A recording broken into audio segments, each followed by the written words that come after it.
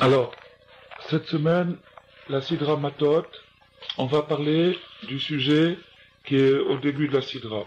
Vaïdaber Moshe El Rocher à Matot.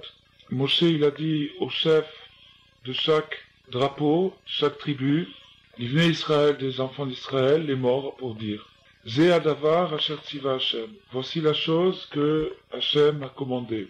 Ish ki yidom neder. Lorsqu'un homme fera un vœu, l'Hachem, pour Dieu, O Ishava Shevoua, ou bien il prêtera un serment, il fera un serment, les sorts Issar al Nafsho, pour interdire quelque chose d'interdit pour lui-même, Lo Yachel Devaro, il ne devra pas profaner ses paroles, Kechol Ayotse Mipiv Yase, comme tout ce qui sort de sa bouche, il devra faire. Il devra accomplir tout ce qui sort de sa bouche. Ça, c'est les deux premiers psukim, les deux premiers versets de la Sidra. Alors maintenant, ce qu'on va faire, c'est qu'on va étudier sur le principe du neder, le principe de faire un vœu, et on va commencer en parlant, donc quand quelqu'un il a fait un vœu, quand quelqu'un il a fait un neder, il y a une possibilité donc qu'est-ce qu'il a fait quand il a fait un vœu? Il a transformé quelque chose qui était neutre, quelque chose où il n'y avait pas de mitzvah dessus, il n'y avait pas de commandement, il en a fait un commandement. Ou bien dans le sens actif, ou bien dans le sens passif. Par exemple, il peut faire un éder de faire une prière en plus qu'il n'a pas l'habitude de faire, donc ça c'est dans le sens actif, ou bien de donner plus de tzedaka qu'il en donne d'habitude, ça c'est dans le sens actif, ou de donner une certaine somme, ou de faire une certaine démarche, ou de faire une certaine chose qu'il fait pas d'habitude, et à laquelle il n'est pas obligé, il n'est pas astreint, ça c'est une chose. Ou bien dans le sens passif, de s'interdire une chose qui est permise. Et si une chose est permise, par exemple, on a le droit de boire de la limonade, il fait un éder, il fait un vœu qu'il veut plus boire de limonade. À ce moment-là, la limonade devient interdite pour lui comme quelque chose qui n'est pas cachère. Aussi grave que quelque chose qui n'est pas cachère. Et si c'est le contraire, si s'astreint à quelque chose, il fait un vœu de faire quelque chose, ça devient aussi obligatoire qu'une autre mitzvah de la Torah, par exemple, les tefilin ou les tzitzit, ou toutes les autres mitzvahs de la Torah. Donc, cette section des nedarim, des vœux et des serments, elle est très très importante parce que elle dénote le kohar, le pouvoir qu'Hachem a laissé à l'homme réellement de créer de la Torah, de faire une nouvelle Torah. Mais bien sûr, il y a une condition, c'est que première condition, c'est que dans aucun cas la Torah qui crée ne peut contredire la Torah qu'on a reçue, c'est-à-dire qu'il ne peut pas faire un vœu de ne pas faire ce que Moshe Rabbeinu a dit, ou bien de s'interdire de faire ce que Moshe Rabbeinu a dit de faire, ça n'a aucun rapport, c'est seulement sur les choses qui ne sont pas marquées par la Torah.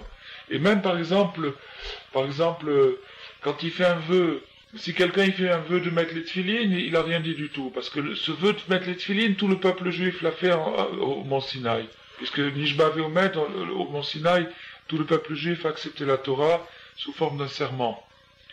Donc, il y a une deuxième condition, c'est d'être de faire très très très attention, parce que ce pouvoir de faire des vœux et de faire de la Torah, c'est un pouvoir qui est fort, mais qui est dangereux aussi. Avon Nedarim, Chas v'Shalom, la gravité de celui qui tient pas sa parole, elle est très très très grave, et il y a des choses qui sont dites pour les gens qui tiennent pas leur parole, qui sont terribles. Si bien qu'à la limite, il vaut mieux pas faire de vœux, plutôt que de faire, c'est sûr qu'il vaut mieux pas faire de vœux que de faire un vœu et ne pas le faire. Parce que faire un vœu et ne pas le faire, c'est très très grave. Ça encourt des choses terribles. Marquez ce que ça encourt, c'est des choses vraiment terribles. Donc, il faut faire très très attention. Mais d'un autre côté, la Mishnah elle dit dans Pirkei Avot, Nedarim sayag la prishut, les vœux font une barrière pour la pureté. C'est-à-dire quelqu'un qui n'arrive pas par lui-même, à combattre contre ses tendances, contre ses passions, il fait un vœu sur une chose qui sait que cette chose-là peut l'amener à faire quelque chose de mal. Mettons par exemple quelqu'un que chaque fois qu'il passe à côté, chaque fois qu'il voit une bouteille de vin, il peut pas s'empêcher de l'ouvrir et de boire quelques verres. Quelqu'un comme ça, il peut pas s'empêcher. Alors qu'est-ce qu'il fait? Alors qu'est-ce qu'il fait? Il fait un vœu de pas ouvrir le placard. Il fait un vœu de pas ouvrir le placard, comme ça il voit pas, ou de pas ouvrir le frigidaire, comme ça il voit pas la bouteille de vin. Et à ce moment-là, il reçoit une nouvelle force qui va l'aider contre cette chose-là. Et c'est vraiment les vœux une grande puissance, mais c'est quelque chose de dangereux. Comme toutes les choses puissantes d'ailleurs, c'est quelque chose de dangereux. C'est quelque chose de très dangereux parce que il faut pas s'amuser avec ça. Il faut pas s'amuser avec ça. Il y a toute une Gemara là-dessus qui s'appelle Gemara Nedarim, où il y a des choses terribles qui sont marquées là-bas. Il est marqué que, par exemple, que si quelqu'un dit demain matin je vais étudier, la Gemara dit Neder Gadol Eloke Israël à ça. Il a pas dit, il a pas juré, il a pas dit je jure ou je promets ou quoi que ce soit. Il a dit demain matin je vais étudier la Torah. Et la Gemara dit il a fait un grand vœu. Et il est astreint, il est contraint par son vœu à accomplir ce qu'il a dit, c'est sorti de sa bouche, il doit le faire.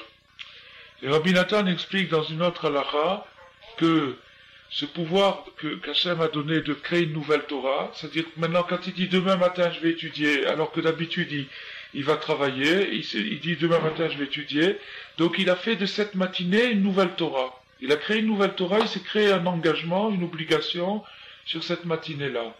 Alors Rabbi Nathan il explique parce que en vérité la Torah elle est partout, elle est dans le temps, elle est dans l'espace, elle est dans toutes les situations, seulement elle est cachée.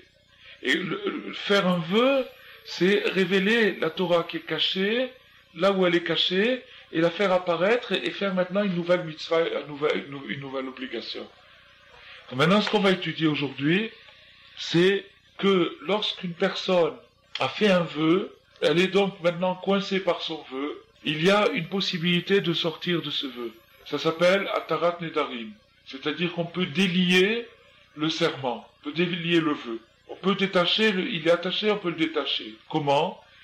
Il va voir un chacham et il raconte son éder, il dit son éder, et le chacham cherche dans le récit qui lui dit un pétard. Une ouverture. Qu'est-ce que ça veut dire une ouverture? Si un endroit où il regrette d'avoir fait le neder, parce que maintenant il a fait le neder, et maintenant il se trouve coincé par son neder, et maintenant il regrette. Il regrette d'avoir fait le neder, c'est pour ça qu'il vient chez le chacham. Mais il faut que ce soit un regret valable. Par exemple, il y a un cas qui est raconté à Gemara, il y avait quelqu'un qui avait fait un vœu, il avait fait un neder, et il est allé voir les chachamim pour délier son éder, délier son vœu. Alors, les chachamim, ils ont cherché une ouverture parce qu'il faut que ça soit sérieux. Faut pas dire je regrette comme ça, il faut que ça soit... Si j'avais su que en faisant ce éder, par exemple, mettons quelqu'un qui fait un éder mettons quelqu'un qui fait un éder de plus boire de café le matin. Il veut plus parce qu'il trouve que ça l'excite trop, il veut plus boire de café le matin. Alors il fait son éder, il commence à plus boire de café. Et puis il se rend compte que toute la matinée, parce qu'il n'a pas bu de café, il dort complètement, il n'arrive pas à étudier et tout. Alors il va voir un racham, il dit voilà, j'ai fait un éder de plus boire de café, mais voilà, maintenant quand j'étudie le matin, que j'ai pas bu mon café, je m'endors, je tombe sur mon sefer. Alors le racham, il étudie et il voit si vraiment le regret est sérieux, et si le regret est sérieux, à ce moment-là, il lui dit Moutarlar, ils prennent un petit badin de 3 personnes, Moutarlar, c'est permis, et ils annulent le vœu, et à ce moment-là, il est sorti de son vœu. Et ça, c'est une grande mitzvah, quelqu'un qui a fait un éder qui est coincé, de demander à Tarat Nedarim. Et il y a une histoire dans la Gemara, où il y avait quelqu'un qui a fait un éder, et la Gemara, elle dit, il avait fait un éder, il est venu voir les chachamim pour ouvrir son éder, pour se délier de son vœu. Et les chachamim ont cherché, ils lui ont fait raconter toute l'histoire, ils ont cherché une ouverture, ils n'ont pas trouvé. Ils n'ont pas trouvé parce qu'il faut que ce soit une ouverture sérieuse, il faut que ce soit vraiment quelque chose qu'il n'avait pas pensé, que si ça avait été comme ça, il l'aurait pas fait. Alors la Gemara, elle dit que les Chachamim, ils se cassaient tellement la tête pour lui trouver une ouverture, qu'ils passaient de l'ombre au soleil et du soleil à l'ombre. Il y avait là-bas peut-être une maison ou un arbre, et ils marchaient comme ça de long en large et de long en large, ils se cassaient la tête, Et soudain, le Chacham, il s'est approché près de cet homme, et il lui a dit, si tu avais su que je dois passer de l'ombre au soleil, du soleil à l'ombre, comme ça sans arrêt, est-ce que tu aurais fait ton éder? Il a dit non. Alors il a dit, voilà, Moutarla. Il a ouvert son éder. Parce qu'il n'avait pas su cette chose-là. Donc ça, c'est le principe de Atarat Nedarim. Les Ebrinat Atarat Nedarim. Et ça, c'est le principe de Atarat Nedarim. Chez Chacham, Yeshlo Koach La'akor Aneder Meikaro. Le Chacham, il a le pouvoir de déraciner le vœu dans sa racine. C'est-à-dire, le vœu, il a une racine. Un vœu, c'est-à-dire le pouvoir que l'homme il a de faire un vœu, de dire cette chose-là elle est interdite pour moi, ou cette chose-là elle est obligatoire, alors que la chose était totalement facultative avant, maintenant elle devient obligatoire. Ce pouvoir que l'homme il a, le Chacham il a le pouvoir de lui déraciner ça. C'est-à-dire que quand le Chacham il lui a annulé son vœu, il a ouvert son vœu, c'est pas qu'il lui a pardonné, non, il a déraciné la chose dans sa racine. La chose n'existe plus du tout depuis le début. Il a déraciné Meikara, depuis la racine de la chose. Al-Yede Charata, grâce au regret. Charata, c'est le regret. C'est-à-dire, il faut que la personne qui a fait le vœu rencontre un regret. Elle rencontre un regret d'avoir fait ce vœu. Elle regrette d'avoir fait ce vœu à cause d'une circonstance qu'elle n'avait pas prévue lorsqu'elle a fait le vœu. Car, alors maintenant il faut comprendre pourquoi.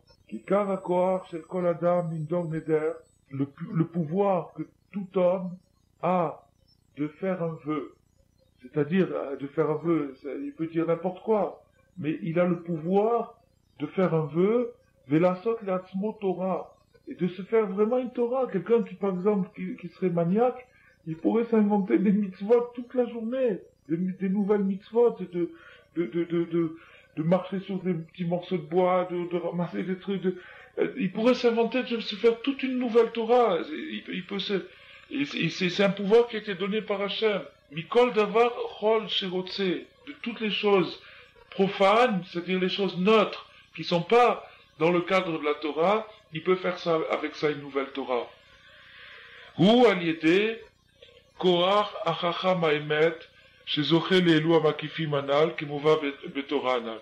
C'est par le donc maintenant la raison, le pouvoir que l'homme a de faire des vœux, c'est-à-dire de transformer le profane en sacré, de faire des choses d'une situation profane quelque chose de sacré, c'est ce pouvoir-là, il découle du sage, du Chacham.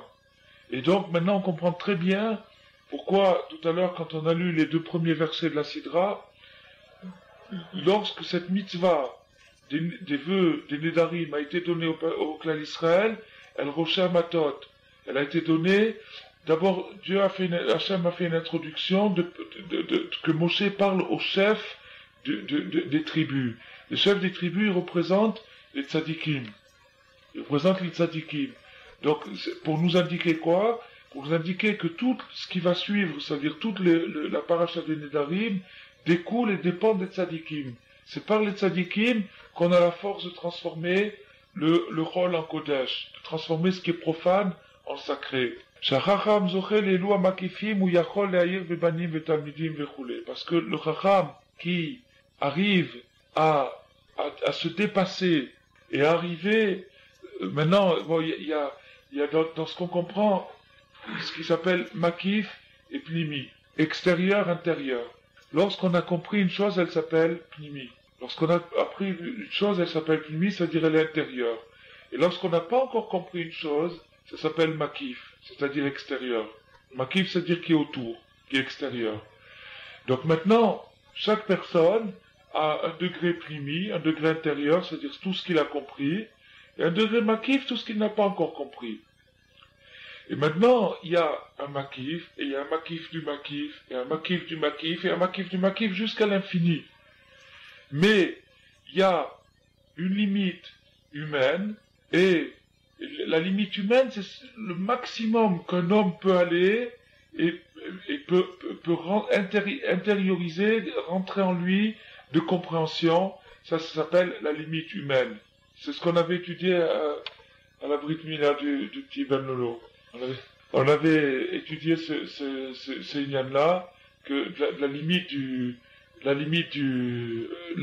l'homme. Il arrive, bon, maintenant, chacun, par exemple, quelqu'un qui a 3 ans, un petit garçon qui a 3 ans, il a un makif, il comprend pas comment une voiture ça marche, et quelqu'un qui a 4 ans, il a un autre makif, etc., etc. Il y a des makifim. Mais, il y a un makif de tous les makifim, c'est-à-dire la limite humaine. La limite humaine, c'est-à-dire où le plus grand homme, avec la plus grande force, et le maximum qu'un être humain dans ce monde peut aller, ça s'appelle la limite humaine. La limite, ça veut dire quoi? Ça veut dire qu'il a compris tout ce qu'il pouvait comprendre, maintenant il est arrivé à la limite. D'accord?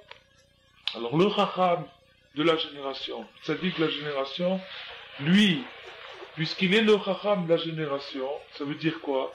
Ça veut dire que lui, il a compris tout ce qui pouvait se comprendre de cette génération, et il est arrivé à la limite humaine. Il est arrivé à la limite, c'est-à-dire qu'il arrivait à comprendre le plus qu'on pouvait comprendre dans ce dor-là. Et quand il est arrivé là, il rencontre ce qui s'appelle des makifim. C'est-à-dire qu'il rencontre encore quelque chose qui est périphérique, qu'il ne comprend pas. Lui aussi, il a une limite. Mais ces makifim, cette chose qu'il ne comprend pas et que personne d'autre, bien sûr, dans sa génération comprend, il brille. C'est-à-dire que même qu'il ne comprend pas la chose, il y a quand même une ahara, c'est-à-dire un rayon qui perce et qui l'éclaire. Et Shachacham, chez Zochel, les lois makifim, où Yachol, Leahir, Vebanim, Vetalmidim, quand il arrive à la limite et qu'il arrive à s'inspirer, à capter la lumière de ces makifim, c'est-à-dire de ce qui est au-dessus de toute la génération, alors celui-là, il arrive, ce Chacham, il arrive à éclairer ses enfants et ses élèves. Est-ce que le makif, le principe là que tu veux dire pour le Chacham de la génération, ouais. Est-ce que ça s'applique aussi au niveau de chacun? Et voilà, justement. Ça s'applique au niveau de chacun, et c'est ce qu'on va voir maintenant. Ça doit s'appliquer au niveau de chacun, et c'est ce qu'on va voir maintenant. Alors maintenant, justement, c'est vraiment ce qu'on voit tout de suite. Maintenant, Umevuar Besiman Samerchet, dans un autre siman, dans un autre endroit du Écoute Moran, c'est marqué, Shendaber Gamkem Minyan Ze, Shatzadik Meir Bebanim Betalmidim Arakazot. Là-bas aussi, il y a marqué que le tzaddik, il fait briller dans ses enfants et dans ses élèves la lumière des makifim que lui, il attrape. Mais qui sont loin au-dessus de ce que la personne attrape elle-même par son étude personnelle. Par son étude personnelle, elle arrive à son maximum, et son maximum, selon le degré de la personne, ça peut être un peu plus, un peu moins, mais c'est en général pas fameux, parce que il faut des préparations pour l'étude. Par exemple, on voit que c'est marqué dans la Gemara Nida, c'est marqué que un homme, avant de venir sur terre, toute personne avant de venir sur terre, la Gemara dit que on lui enseigne toute la Torah. Et donc on lui enseigne toute la Torah. Et bon, et après ça c'est quand il est dans le ventre de sa mère. Le petit bébé, quand il est dans le ventre de sa mère, on lui enseigne toute la Torah. Et ça s'appelle que la lumière brille sur sa tête. Merdolek. C'est la lumière qui brille sur sa tête, c'est-à-dire qu'il voit tout, il a une vision comme un prophète, il voit tout le monde entier.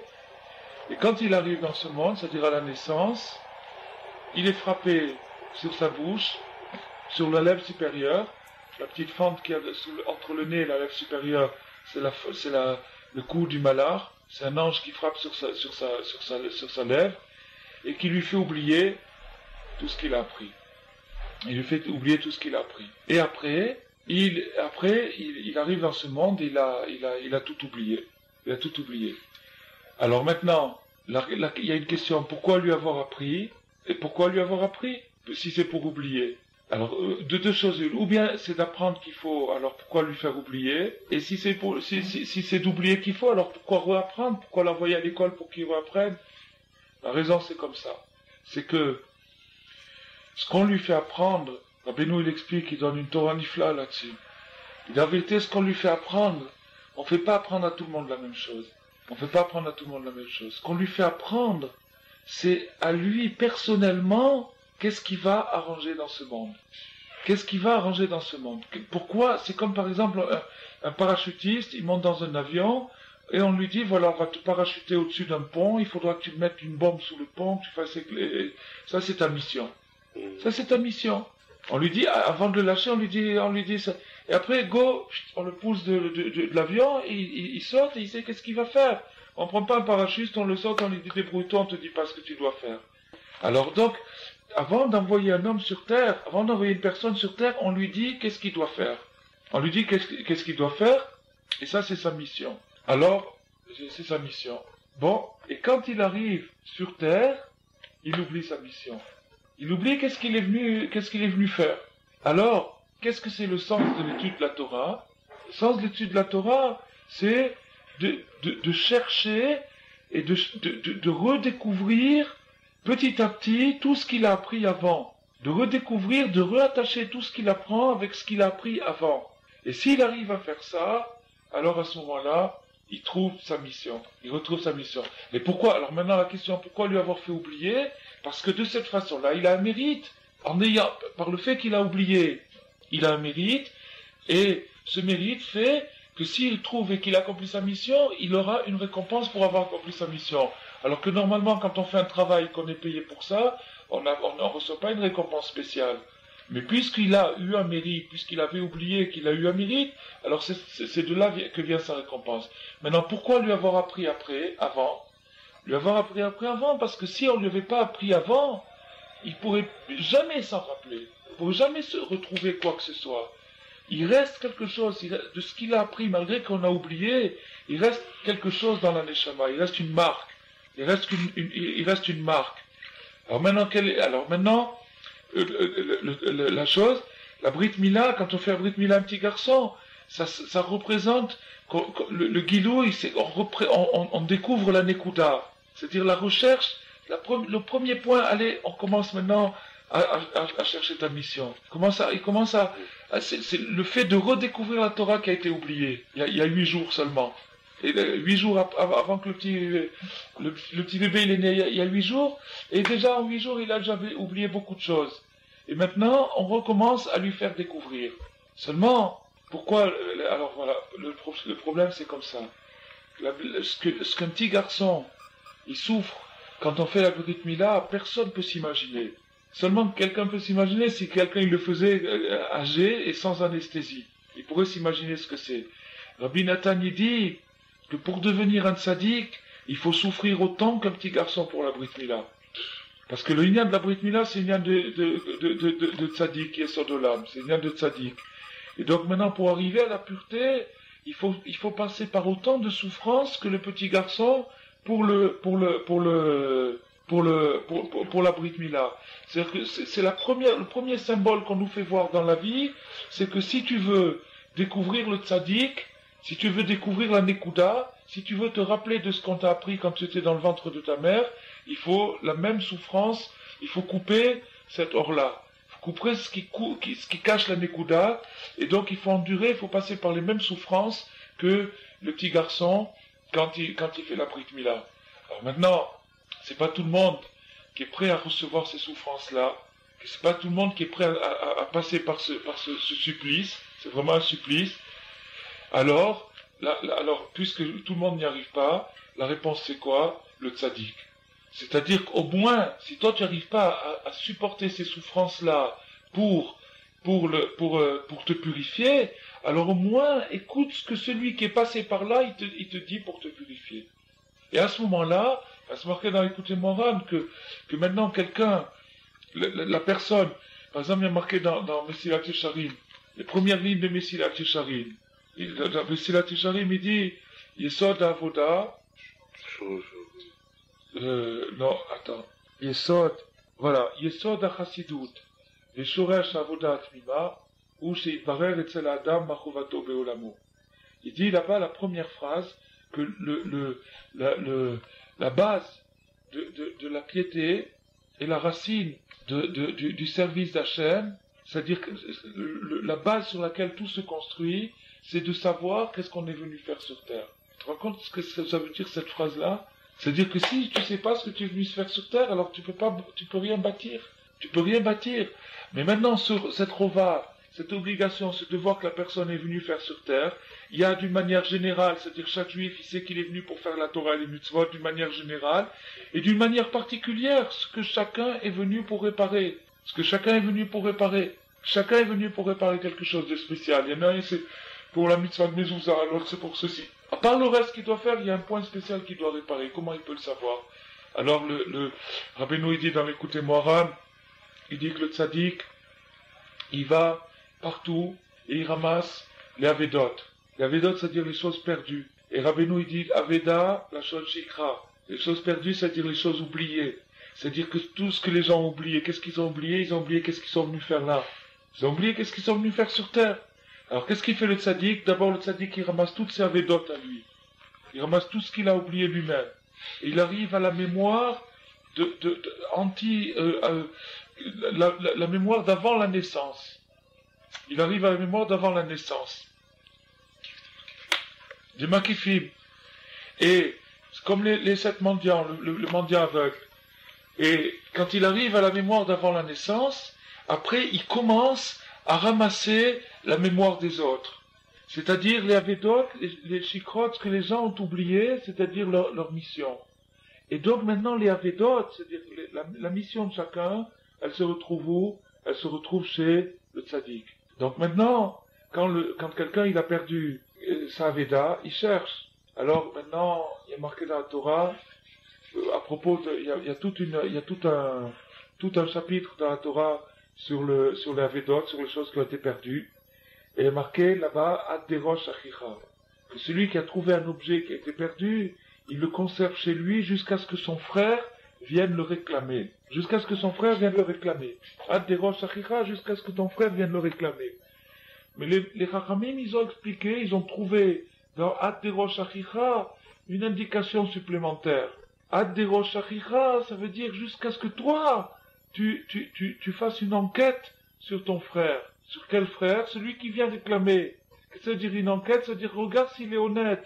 Si par exemple il y a une somme d'argent qui a été perdue. Alors maintenant, quelqu'un il dit c'est moi qui l'ai perdu. Alors Ad-Derosh Achicha, ça veut dire premièrement, Ad-Derosh Achicha, celui qui a trouvé la somme d'argent, il doit la garder jusqu'à ce qu'on vienne la réclamer.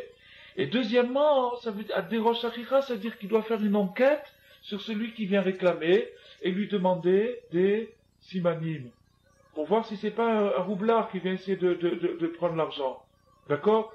Alors Rabbeinu il dit là-bas dans l'écoute Moran, Ad-Derosh Achicha, ça veut dire que maintenant, quand quelqu'un, il vient chez le tzaddik, c'est-à-dire qu'il se rapproche du tzaddik, il apprend la Torah du tzaddik, il vient en vérité chercher sa réponse, sa mission, qu'est-ce qu'il est venu faire sur terre. Mais le tzaddik il fait Ad-Derosh Achicha. Et il y a une période pendant le début de l'Hitkarvut, le début que la personne se rapproche du tzaddik, où en vérité la personne elle est à l'épreuve. Elle est à l'épreuve. C'est-à-dire, la personne, elle croit qu'elle est en train d'éprouver le tzaddik. Elle croit qu'elle est en train de voir si ça lui plaît ce déverbe ou pas. Mais en vérité, c'est le tzaddik qui est en train de l'éprouver. C'est le contraire. C'est le tzaddik qui est en train de voir si c'est un ramaï. Ad-Derosh Achicha, il mourra ramaï, pour voir s'il est sincère ou pas. S'il est sincère, il lui donne sa réponse. Il lui donne son truc. Il lui donne son ignan. Il dit, toi tu vas t'occuper de ça, et toi tu vas t'occuper de ça, et toi. S'il est sincère, si le tzaddik il voit que le type il est sincère, il lui donne son ignan. Il lui donne sa réponse. Et ça c'est le ignan donc de la shikra et de. Bon, alors maintenant, le tzaddik, il arrive à décrocher une lumière comme ça et à la faire briller sur ses élèves et sur ses enfants. Mais de quelle manière? Beofen Shehem Yahiru Lealan Yoter Vebneam Vetalmidehem. C'est pas une lumière fixe qui va rester comme ça stable. C'est une lumière qui va se reproduire. C'est-à-dire que le tzaddik, il fait rentrer dans le cœur de ses enfants et de ses élèves la force de se reproduire spirituellement. C'est-à-dire la force de retransmettre à leur tour ce qu'ils auront appris. Ça, c'est ce que le tzaddik il fait rentrer. Il fait pas rentrer une connaissance figée qui va rester dans sa bibliothèque, c'est en lui et ça y est. Non. Il fait rentrer dans ses enfants et dans ses élèves la force de transmettre, la force de communiquer ce qu'ils auront reçu. Ça, c'est la puissance des makifim. La puissance de ce que le tzaddik qui décroche dans la compréhension suprême, c'est de pouvoir éclairer dans les enfants et dans les élèves la force de transmettre. C'est cette manière que l'homme pachout, c'est-à-dire qu'il n'est pas encore au niveau d'un tzaddik, lui il arrive aussi à avoir une hara du makif qui l'entoure. Bien sûr. C'est-à-dire, puisque le tzaddik, il est meilleur, donc c'est ça ce qui permet que le makif qui l'entoure déjà. Voilà. Il perçoit déjà. Vechen le doré dorot la netzach. Shelo yufsak od arat adat akadash leolam. De telle façon que ce qui a été amené sur terre ne s'arrête plus. On voit par exemple le date de Moshe Rabbeinu, l'enseignement de Moshe Rabbeinu, il s'est plus jamais arrêté. Depuis le moment où il est descendu sur terre, ça s'est plus jamais arrêté, ça s'arrêtera jamais. Ça s'arrêtera jamais. C'est-à-dire que le Moshe Rabbeinu, il a pas seulement eu le pouvoir d'amener sur terre des choses très très élevées, compréhension incroyable. Ça c'est quelque chose déjà. Mais en plus, il a eu le pouvoir de transmettre à ses enfants le pouvoir de transmettre, à ses enfants, à ses élèves, de transmettre à ses enfants le pouvoir de transmettre et de transmettre et de transmettre. Kacher Shamati Mipiv Akadosh Beferush, comme Rabbi Nathan a entendu ça de la bouche de Rabbi Nachman. Be'et Shezachiti Lishmoa Inyan Anora Ze Mipiv Akadosh. Au moment où j'ai entendu cet enseignement de Rabbeinu lui-même. זה עיקר גדולת נוראותיו של הצדיק האמת, שיש לו כוח כזה שיכול להאיר הדעת הקדוש בבנים ותלמידים, ויכול להודיע לדרמתה אפילו. Alors maintenant, la force du tzaddik האמת, la force du grand tzaddik, c'est qu'il a la force d'éclairer et de faire prier dans ses enfants et dans ses talmidim, dans ses élèves, et ויכול להודיע לדרמתה, et il arrive à faire savoir à ceux qui sont tout en bas, à filou la munachim bediota atartona, même dans ceux qui sont dans la boue. Il y a des gens qui sont dans la boue. Qu'est-ce que c'est la boue? Qu'est-ce que c'est de la boue? Avec quoi c'est fait de la boue? C'est de la terre et de l'eau. C'est de la terre et de l'eau. Alors, il y a un remède extraordinaire ici. La boue, c'est quoi la boue? C'est de la terre et de l'eau. Alors maintenant, qu'est-ce que c'est de la terre et de l'eau? Alors maintenant, c'est marqué comme ça dans les Sfarim. Il y a 4 éléments. Il y a la terre, l'eau, l'air et le feu. Ça, c'est Arba Yesodot. Ça correspond aux 4 lettres du nom d'Hachem. 4 éléments. Donc maintenant, chacun des éléments, il représente une des lettres du nom d'Hachem, mais aussi, il représente une partie du caractère de chaque personne. Donc le caractère de chaque personne se divise en 4 degrés. Il y a 4 degrés dans chaque caractère. Et le caractère, il existe en négatif et il existe en positif. Donc, ça s'appelle des midot. Donc maintenant, les 4 éléments, ils ont 4 midot. Alors, donc, le feu, l'élément du feu représente l'orgueil et la colère. L'élément de l'air représente la légèreté. La légèreté, les bavardages, les rigolades, la légèreté. Et donc, ça veut dire quand une personne, par exemple, le caractère d'une personne, c'est le mésègue, c'est-à-dire l'équilibre de ces éléments. Si, par exemple, quelqu'un est une personne de feu, c'est quelqu'un de coléreux et d'orgueilleux. Si c'est une personne d'air, c'est quelqu'un de léger, de futile, de superficiel. Si quelqu'un a l'élément de l'eau qui domine dans sa constitution, il est gourmand, il aime les plaisirs, c'est une personne de plaisir. Et la terre, c'est la tristesse et la paresse. En vérité, tout le monde il a les 4, ça c'est sûr, tout le monde a les 4, mais il y a toujours quelque chose de dominant chez une personne. Et il y avait un tzaddik au temps de la Gemara qui arrivait d'après, sans voir la personne, seulement avec son nom, de savoir exactement comment il était. Parce que dans le nom, il y a chaque lettre, les lettres, l'alphabet se divise aussi en 4. Il y a des lettres de feu, des lettres d'air, des lettres d'eau et des lettres de terre. Donc maintenant, ces 4 groupes-là, ils ont un ordre. C'est-à-dire, il y a la première lettre de feu, la deuxième lettre de feu, la troisième lettre de feu. Donc maintenant, le nom, comment il est composé? Telle lettre, par exemple, la première lettre, c'est un shin. Alors, le shin, mettons que ce soit une lettre de feu. D'accord? Donc, le shin, c'est une lettre de feu, mais dans quel ordre, à quel degré? Mettons, c'est la 5e lettre de feu. Bon, alors 5 degrés pour le premier point. Après, amen, après, etc. Et avec ça, il avait le caractère exact de la personne. Le caractère exact de la personne. D'après son nom. C'est connu une chose, c'est que le nom n'est jamais donné, le nom est toujours donné Mina Shamaïm, il n'est jamais donné par les gens. Les gens, ils croient qu'ils donnent le nom, mais en réalité, c'est Hachem qui donne le nom. Donc, quand le nom, il est donné à un enfant, ce nom, il est donné en fonction de son caractère exactement. Donc, un Chacham qui connaît ce secret des lettres, il arrive à savoir exactement le caractère d'une personne. Maintenant, revenons à notre Inyan. Donc, maintenant, l'eau, c'est le plaisir, et la terre, c'est la tristesse. Donc, qu'est-ce que ça veut dire tomber dans la boue? Tomber dans la boue, ça veut dire tomber dans un mélange de plaisir et de tristesse. Si on prend un mélange de plaisir et de tristesse, c'est-à-dire de plaisir et d'ennui, on obtient de la boue. Et quand on dit que les gens tombent dans la boue, c'est pas une image. C'est réellement, c'est au contraire, c'est la boue qui est une image. C'est-à-dire que c'est la boue qui indique un symbole de ce que c'est que la boue spirituelle. Tomber dans la boue spirituelle, ça veut dire tomber dans la ta'ava, dans le plaisir, et la tristesse. Et les deux vont ensemble, c'est-à-dire que le plaisir amène la tristesse, et la tristesse amène le plaisir, et le plaisir amène la tristesse, et les deux font un sable mouvant. Un sable mouvant, c'est-à-dire une boue qui aspire la personne vers le bas. Ça, c'est tomber dans la boue. Alors, quand quelqu'un il est tombé dans la boue, il est dans les ennuis. C'est embêtant pour lui. Et qu'est-ce qu'il fait le tzaddik? Il arrive à faire pénétrer jusque dans la boue la plus basse, c'est-à-dire le sable mouvant, le degré le plus bas de sable mouvant, quand la personne elle est vraiment dans l'ennui et le plaisir, mais alors à fond, et les diota tartona, méod, les diam qui Hachem ou Elohim, le faire savoir à des gens comme ça qui sont dans la boue, que Hachem, c'est Dieu. Qu'est-ce que ça veut dire Hachem, c'est Dieu? Ça veut dire que toutes les forces que ces gens rencontrent, et toutes les oppositions, et tout ce qui se passe autour d'eux, et dans leur vie, c'est la présence d'Hachem. Et qu'il n'y a pas une personne, même si elle est dans la boue, qui soit exclue de la présence d'Hachem.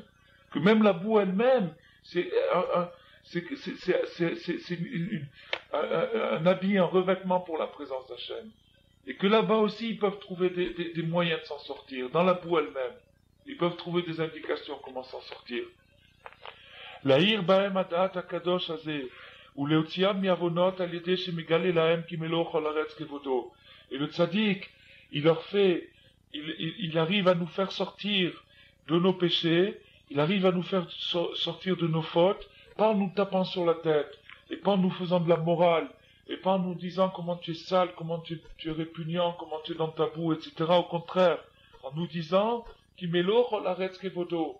Il nous dit que là où on se trouve, Hachem se trouve. Que là où il n'y a pas un endroit où une personne peut échapper ou être loin d'Hachem. Ça n'existe pas. V'adayin Hachem imam ve'etzlam. Et Hachem, il est encore avec toi.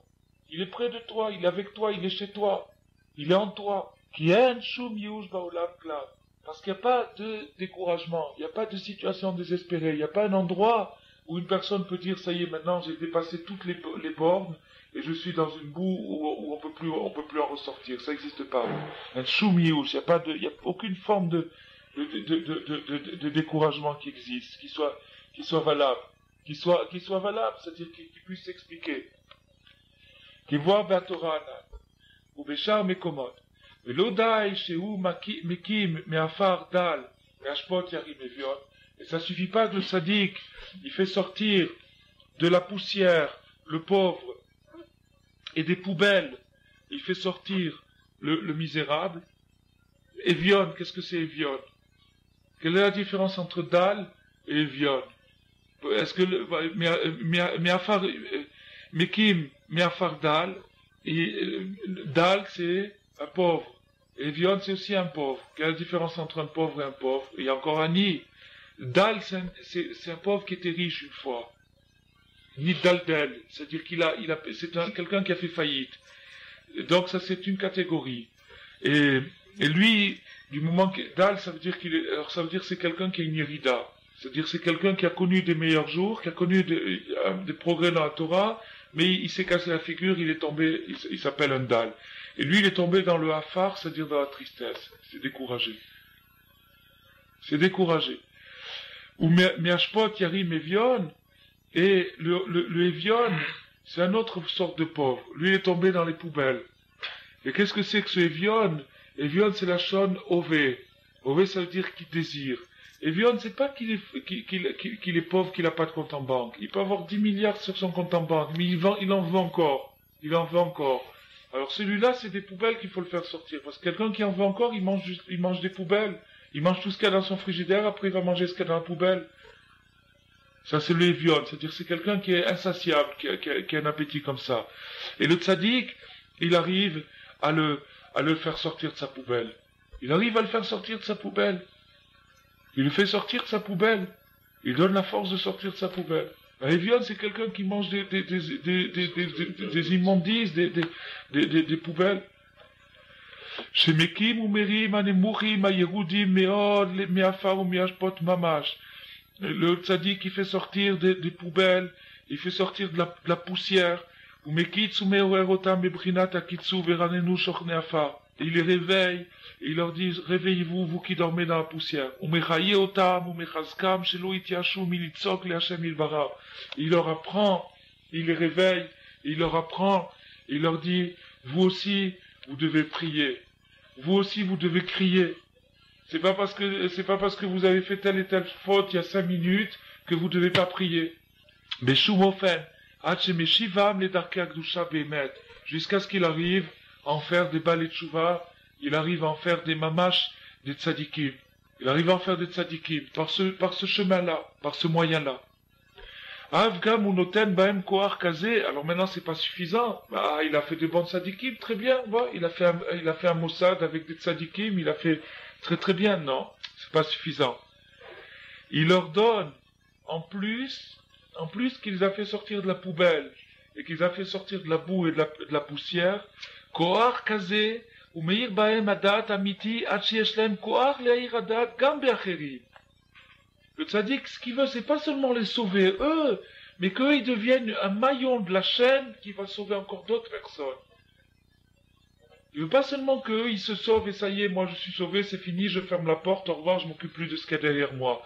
Il veut que celui-là qui a été sauvé, il devienne à son tour un sauveteur. Ça, c'est ce qu'il veut, le tzaddik. Et il donne ce pouvoir à celui qui s'attache à lui. Il donne ce pouvoir mamash. Il donne ce pouvoir.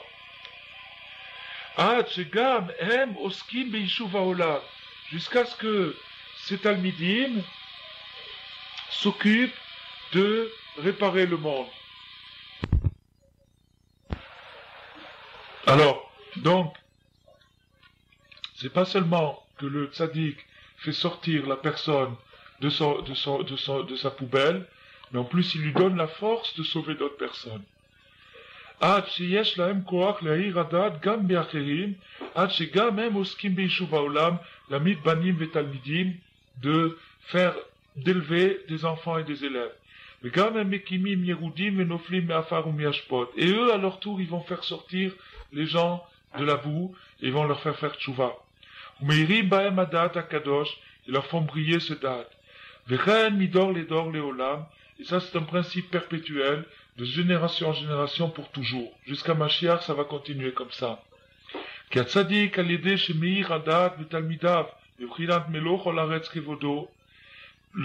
par le fait qu'il fait briller le date dans ses élèves, que la présence d'Hachem emplit tout l'univers, que la présence d'Hachem emplit tout l'univers qu'est-ce que ça veut dire dans tout l'univers? Afilou bemadrigot atartonot meod meod, c'est-à-dire dans tout l'univers, c'est-à-dire même dans les situations les plus dégradées, même dans les degrés les plus bas.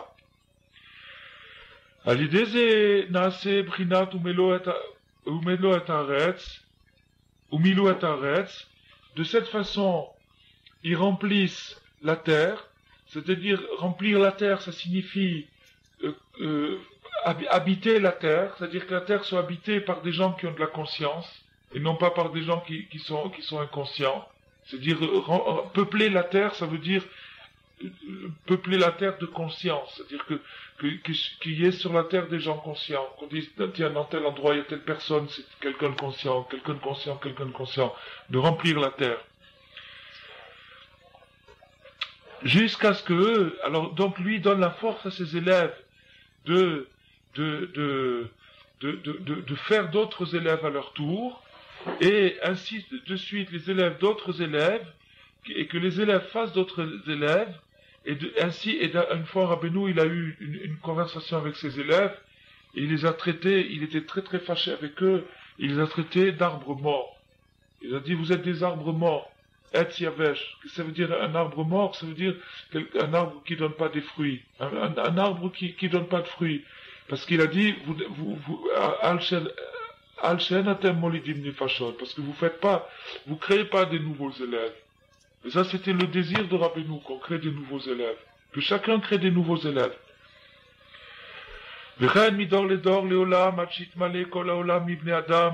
Jusqu'à ce que la terre entière soit peuplée d'êtres humains à part entière, c'est-à-dire des gens conscients, mibne dea, des gens qui soient conscients, chez Yodim et Hashem Yitbarach, chez Rak Em Yikraim Adam, des gens qui connaissent Dieu, et seulement quand quelqu'un connaît Hashem, il mérite le titre d'homme. Tant qu'il connaît pas Hashem, c'est un inconscient, il a un corps d'homme, mais son esprit n'est pas un esprit humain. L'esprit humain, c'est la conscience d'Hashem, connaître Hashem. שזה עיקר יישוב העולם בחינות ומילואת הארץ וכנ"ל. כצדיק מאיר דעת אמיתי ונפלא כזה, עד שכל מי שזוכה לקבל הערה מידתו, יש לו כוח להעיר יותר לחבריו ותלמידיו. הצדיק transmet un date tellement puissant que chacun a la possibilité de le transmettre à ses amis, à son entourage et à ses élèves. Et entre parenthèses, Rabbi Nathan, dans un autre endroit, il explique quelle est notre responsabilité. La responsabilité de qui? Est-ce qu'on a la responsabilité de faire tchouva tout le monde entier? Où commence la responsabilité, où elle s'arrête? La responsabilité, elle commence par le fait que chaque personne qui a quelque chose, il doit le transmettre. Il doit transmettre sa connaissance. Mais où est-ce qu'elle s'arrête? Rabbi Nathan, il dit, les élèves et les enfants. Les élèves et les enfants. C'est-à-dire, les personnes dont je suis responsable, c'est mes élèves et mes enfants. Ça, c'est ma responsabilité. Pas plus. Parce que des fois, on prend trop de responsabilités sur soi. On dit, c'est moi qui je dois changer le monde, je dois faire tchouva tout le monde. La responsabilité que j'ai, c'est mes élèves et mes enfants. Qu'est-ce que c'est mes élèves? Les gens qui m'écoutent. Les gens qui m'écoutent, c'est mes élèves. Ça peut être un ami qui est un élève. Et Rabbeinu, dans cette Torah, il explique qu'est-ce que c'est un élève. C'est un chaver. Au moment où il t'écoute, il devient ton élève. Après, si c'est lui qui parle, tu deviens son élève. Donc ça, c'est ce qu'ils appellent les élèves. Les gens qui nous écoutent. Et les enfants, c'est les enfants qu'on a mis sur terre. Ça, c'est notre responsabilité. À eux, on doit tout donner. Afilu imu be'atzmo katan b'ma'ala me'od. Alors ça, c'est un chidouche nifla qu'il a donné Rabbeinu. Il y a beaucoup de gens qui disent, moi-même, je suis rien du tout, qu'est-ce que je vais aller faire tchouva aux autres? Moi-même, Alvaï, déjà que je sorte moi-même de ma boue, avant d'aller faire sortir. C'est pas vrai. C'est pas vrai. Rabbeinu, il dit d'abord dans les sirotes, il dit une chose très importante, que maintenant, c'est plus facile de faire sortir quelqu'un que de sortir soi-même. Il dit, c'est plus facile de faire sortir quelqu'un de faire sortir soi-même. Une personne elle-même, elle sait pas comment se délivrer. Mais quand on voit un autre, on voit exactement comment il faudrait qu'il fasse tac, tac, tac pour sortir. Ça, c'est une sikha. Une deuxième sikha, Rabbeinu, il dit, quand quelqu'un, il n'arrive pas sur un point, mais qu'au moins, il est d'accord qu'il voudrait que l'autre y arrive. il n'est pas jaloux de l'autre. Il voudrait que l'autre y arrive. Alors, il aide l'autre à s'en sortir. Rabbeinu dit, à la fin, lui aussi, il va y arriver. Alors que si, chas v'shalom, il se dit, puisque moi j'arrive pas, je veux que personne n'y arrive, ça c'est la pire des choses. Donc Rabbeinu dit, même si quelqu'un n'y arrive pas lui-même, il doit vouloir au moins que l'autre y arrive. Il ne va pas se dire, puisque moi je suis en bas, je vais faire tomber tout le monde. Au contraire, moi je suis en bas parce que j'y arrive pas, mais au moins je voudrais que quelqu'un d'autre y arrive. Et il y a des gens comme ça. Il y a des gens qui donnent pour les yeshivot. Ils disent, si moi j'arrive pas à étudier la Torah, au moins qu'une autre personne étudie la Torah. C'est quelque chose de merveilleux. C'est quelque chose de merveilleux. Il dit, c'est moi. Alors qu'il y a des gens, chas v'shalom, ils ont pas cette mida, ils disent, moi, c'est puisque j'étudie pas, personne doit étudier. Et ça, c'est pareil. C'est pas du tout, c'est pas parce qu'une personne est petite, ou parce qu'elle a un mauvais caractère, ou parce qu'elle est pourrie, ou parce qu'elle est dans la poubelle ou dans la boue, qu'elle doit se dire, je peux rien donner, je peux rien faire, pas du tout. Ça, c'est nifla, c'est un ridouche atzum qui dit Rabbeinu ici. כי דעתו סגבה מאוד עד שכל בני אדם גדולים וקטנים יכולים לקבל את דעתו. Parce que l'enseignement de la Torah, l'enseignement du tzaddik est tellement puissant qu'il n'y a pas de limite dans la petit ou grande. Tout le monde peut recevoir quelque chose. Il y avait à Ouman, il y avait dans la choule de Ouman, il y avait un type qui était un ignorant total, un amaretz total. Il était pauvre, il avait une ceinture en paille, tellement il était pauvre. Un gartel en paille, il avait. De la paille. Alors, et cet ignorant, il venait à chaque fois qu'il y avait la tfila, et chaque fois aux heures de prière, il venait, et il circulait, et après la tfila, les gens, il y avait des groupes qui étudiaient et tout, et il circulait d'un groupe à l'autre, il comprenait rien du tout, il savait pas lire dans un livre. Et Rav Levitzrak, il l'a connu. Il a dit, quand il y avait un groupe qui parlait de Rabbeinu, sa tête, elle se mettait à briller comme un soleil. Il brillait comme un soleil. Et quand les gens ils parlaient quand les gens ils parlaient d'autre chose, ils discutaient comme ça, ils s'en allaient, ils n'étaient pas intéressés. Et ils comprenaient rien du tout. Mais ils comprenaient quand même. Ils comprenaient quand même. Et c'est ce qu'on a vu sur le pirouge de Rabbeinu Yonah Girondi. Sur Pirkei Avot, un truc extraordinaire. Un truc extraordinaire. Il est marqué que toute personne dont les actions sont plus nombreuses que la sagesse, sa sagesse se maintient. Alors Rabbeinu Yonah, il pose la question, comment est-ce qu'on peut avoir plus d'actions que de sagesse, puisqu'il faut de la sagesse pour faire les actions. Donc il faut qu'il y ait au moins autant de sagesse que d'actions. Mais comment il peut avoir plus d'actions que de sagesse? Puisque la sagesse, c'est ce qui anime l'action. Donc il doit avoir au moins autant alors la Mishnah, elle dit, toute personne qui a plus d'action que de sagesse, sa sagesse, elle se maintient. Elle dit quelque chose d'extraordinaire. Il dit, si quelqu'un, il n'a pas la possibilité d'étudier beaucoup. Mais quand il prend le livre, il se dit dans son cœur, sincèrement, tout ce qui est marqué, je suis d'accord. Je reçois sur moi tout ce qui est marqué. Je veux faire tout ce qui est marqué là-dedans. Je ne sais pas qu'est-ce qui est marqué, mais tout ce qui est marqué, je suis. À ce moment-là, il dit, tout ce qui est dans le livre passe en lui. Tout ce qu'il y a dans le livre. Et c'est pour ça qu'on voit, et ça, on a parlé Shabbat de ce Inyan-là. Dans le Inyan de la Hitkashrut avec Rabbeinu, on le voit vraiment comme ça. Que tu as des gens qui à la minute où ils décident zé ou zé, ils disent c'est ça, tout de suite, tout le Likout et Moharan, il passe dans leur cœur. Pas Beffé rouge. C'est-à-dire, il peut pas, mais l'esprit, il est en eux. La sagesse, elle est en eux. Et donc, avec ça, ils peuvent avoir beaucoup d'actions alors qu'ils ont étudié un tout petit peu. À condition que ça soit sincère. Si vraiment ils se disent ça passe en eux. Alors, עד שכל בן אדם גדולים יכולים לקבל את דעתו להעיר להלן יותר בחבריהם ותלמידיהם כמבואר בתורה הנ"ל. Ils peuvent transmettre à leurs amis, à leurs camarades, à leurs amis, à leurs enfants, à leurs élèves, שכל אדם יכול לקיים זאת להעמיד בנים ותלמידים. Chaque personne est capable de faire ça. Chaque personne peut avoir des élèves. Il n'y a pas besoin d'être un maître pour avoir des élèves. Chaque personne peut avoir des élèves. Uchmo, je sais pas, Mahad Amar Abenouza, les Eish Pashut Meod. Le fort Abenou, il a dit un homme très simple, un homme très simple, un homme vraiment qui avait aucune connaissance, qui n'était pas un érudit, ni un sage, ni rien du tout. Shegam Hu Yachol Orer Bnei Adam, Afilu Agdolim Mimeno Meod. Il peut apprendre quelque chose à des gens beaucoup plus grands que lui. Les Oreram, les Avodat Hashem Yitbarach Behemet, arriver à faire un déclic sincère chez des gens beaucoup plus grands que lui. Vers Marlo, Allo Etz Katan, chez Corinne Spindele, un petit morceau de bois, c'est-à-dire une petite brindille de bois, Yachol Leadlik Etz Gadol, une brindille de bois, elle peut enflammer une forêt entière, toute petite brindille.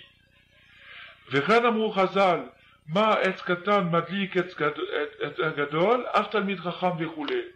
Donc maintenant, un petit bonhomme peut allumer un grand bonhomme. Donc il n'y a personne qui peut dire, du moment que je suis petit, je peux pas amener de la lumière dans le monde. Il peut. L'akol bekoach hatzadik hachacham ha'emet shehuir ze hadaat betalmidav vekulam mekablim mimeno la'ir yoter midor ledor. אבל כן, החכם יש לו כוח להתיר הנדר. Alors donc maintenant, on comprend pourquoi le chacham a le pouvoir de délier les vœux. Donc on revient au début de la question qu'on avait posée. Comment ça se fait que pour délier un vœu, il faut que j'aille chez le chacham, et de quel droit le chacham, le tzaddik, a le pouvoir de défaire un vœu? Qui, anedari même prinat matkifim, parce que le principe du neder, c'est un principe transcendant, c'est-à-dire un principe de makif qui est au-delà de la compréhension humaine, au-delà de tout ce qui peut se comprendre, parce qu'on comprend que Dieu donne une loi, mais on ne comprend pas comment l'homme peut faire la loi, bien que chez les goyim, dans les nations, c'est comme ça que ça se fait, c'est l'homme qui fait la loi, mais c'est pas c'est une loi provisoire, c'est-à-dire c'est une loi de convenance, un arrangement pour qu'il y ait de l'ordre dans la société, mais une loi vraie, c'est-à-dire une vraie loi, comment l'homme peut la faire, ça c'est le principe du neder. Et le principe du neder, c'est quelque chose au-delà de la compréhension. Et dans cette zone-là, qui s'appelle les makifim, qui est au-delà de la compréhension, c'est de là que vient le neder, et c'est là-bas où le chacham s'alimente. Chez Misham Koach HaNeder, Kol Ze Nimshach Al Yedei HaChacham Shebador, Val Ken Bevadai Yesh Koach Le HaChacham Leatir HaNeder. Et donc, puisque le chacham va s'alimenter et va puiser sa sagesse, qui fait de lui un chacham, parce qu'aujourd'hui, maintenant, qu'est-ce qu'on peut faire? On peut mettre toute la Torah sur ordinateur. Est-ce que l'ordinateur c'est un chacham? Pas du tout. Ça reste un ordinateur.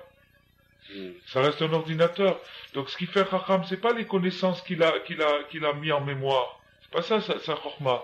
Sa chorma, c'est son rapprochement de cette zone périphérique, c'est-à-dire de cette zone transcendante de Makifim, et le fait qu'il puise de cette zone-là. Et cette zone-là, c'est la zone du neder. Le neder, il est là-bas. Et donc le chacham, il a le pouvoir mamash d'annuler le neder comme si jamais il avait été, parce que le chacham, c'est là où il habite. Il est là-bas. ומאחר שכל הכוח שיש לאדם לנדור ולעשות תורה מכל דבר וממנו, puisque le chacham, il habite là-bas, c'est son endroit, c'est là où le neder se trouve, donc maintenant, la force que tu avais de faire ce vœu, c'est le chacham, lui, c'est de lui que tu as pris cette force, donc il peut défaire cette force-là et défaire la puissance du neder. Ça, c'est une chose. Donc, maintenant, on a appris la raison pourquoi le chacham peut défaire le neder. Il peut défaire le neder parce que c'est de lui que provenait le neder, et on comprend maintenant pourquoi la sidra de cette semaine commençait par le Rocher Amatot, par les chefs de tribu, parce que les chefs de tribu, c'est le chacham. C'est ceux qui sont allés au degré de Makifim. Maintenant, on va prendre autre chose. Je ne sais pas si on aura le temps de le finir, mais on va au moins entamer un deuxième sujet. Enfin, la suite de ce sujet. Maintenant, on a dit tout à l'heure que pour délier le vœu, le chacham doit trouver chez la personne qui a fait le vœu un regret. a dit que ça dépendait du regret. Sham, Beprinat Nedarim, Sham Ikar Acharata. Parce que maintenant, Rabbi Nathan, il va plus loin. Et il nous dit que, on a dit il y a 2 minutes, que l'endroit du Neder, l'endroit où se fait le vœu, c'est-à-dire l'endroit où la force de faire un vœu et de transformer le monde en Torah vient des Makifim, c'est-à-dire de la zone transcendante. D'accord? Et là-bas, c'est là où le Racham se trouve. C'est là où sa Neshama se trouve. Bon. Et maintenant, donc, Rabbi Nathan nous a expliqué, c'est pour ça que le Racham peut, à son gré, délier un Neder, parce que ça vient de lui. Le Neder venait de lui, de là où il est. Mais Rabbi Nathan, il va plus loin maintenant. Il nous dit maintenant, il y a une condition pour ça. La condition, c'est quoi? C'est le regret. Rabbi Nathan, il nous dit, le regret, lui aussi, il vient de là-bas. La notion de regretter. Qu'est-ce que ça veut dire regretter? Qu'est-ce que ça veut dire regretter? Ça semble absurde. Que ça veut dire, c'est comme quelqu'un qui te marche sur les pieds et dit, je regrette. Est-ce que ça change que tu as mal aux pieds? Il regrette. Ça change rien son regret. Ça veut dire regretter. Revenir en arrière, qu'est-ce que ça veut dire regretter? Donc on voit que toutes ces choses-là, c'est des choses qu'on rencontre tous les jours, mais on n'y réfléchit pas beaucoup. C'est dire regretter. Et là on voit que regretter, ça veut dire quelque chose. Ça veut dire quelque chose. Ça veut dire, grâce à ce regret, si vraiment il éprouve un regret réel, le regret va le faire sortir d'une situation où il était vraiment coincé par son éder. Donc le regret veut dire quelque chose. Pas comme quand on marche sur les pieds, on dit je regrette. Des fois ça énerve encore plus que l'autre il a dit je regrette. Alors maintenant, Ikar Acharata, chez Ibrinat Teshuva. La notion de regret, c'est la notion de Teshuva. C'est-à-dire de revenir sur le passé. De revenir sur le passé. Mais ça, c'est aussi quelque chose de totalement inouï, incompréhensible. Qu'est-ce que ça veut dire revenir sur le passé? Qu'est-ce que ça veut dire revenir sur le passé? Kanedari, même Prinat Teshuva. Prinat Yom Kippourim. Parce que les Nedari, le principe du vœu, le principe de transformer le monde en Torah, c'est le principe de Teshuvah, et c'est le principe de Kippour. Et plus haut, Rabbi Nathan il expliquait que c'est la raison pourquoi Kippour commence par Kol Nidre. Kol Nidre, ça veut dire quoi? Tous les vœux, Kol Nidre, tous les vœux qu'on a fait. Donc, quand on rentre dans Kippour, on rentre par Kol Nidre. Et Kol Nidre, ça veut dire les vœux. Ça veut dire qu'on rentre à Kol Nidre, on rentre dans les Makifim, on rentre dans la zone des vœux, la zone très très élevée, c'est un jour très très haut, Yom Kippour. Très très haut, il est au-dessus du temps. Yom Kippour, il est au-dessus du temps. Au-dessus du temps. Il explique Rabbi Nathan que par le fait qu'il est au-dessus du temps, les 364 jours de l'année, ils peuvent rentrer dedans. Et il peut être mechaper sur toute l'année. Parce que si c'était pas le cas, comment tu veux qu'un jour il expie sur tous les jours? Il faudrait 365 jours de tchouva pour 365 jours d'avera. Au moins. Alors, donc maintenant, comment un jour peut... Alors, la raison c'est que c'est pas un jour. Yom Kippour c'est plus qu'un jour. C'est toute l'année Yom Kippour. C'est au-dessus du temps.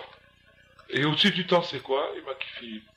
Makifim, c'est-à-dire c'est à Yom Kippour, chaque juif il rentre dans cette zone de Makifim.